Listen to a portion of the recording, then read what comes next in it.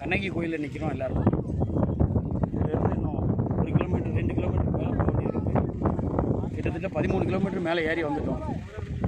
ஒரு குறைஞ்சது ஒரு 10-12 மலை ஏறி இறங்கி இதுக்கு மேலே வந்துட்டோம். இந்த மலைக்கு வந்ததில் கிட்டத்தட்ட 1963 இந்த மலையை இருக்கிறத கண்டுபிடிச்சிருக்காங்க. இந்த இடத்துல தான் இருக்குது கண்ணகி கோயில் அப்படின்னு சொல்லி கண்டுபிடிச்சிருக்காங்க. மன்னர்கள் காலத்தில் அந்த இடத்த எழுத்து கட்டியிருக்காங்க. அதுக்கப்புறம் போக்குவரத்து வழியே இல்லாமல் இப்போ தான் வழியை ஏற்பாடு பண்ணியிருக்காங்க.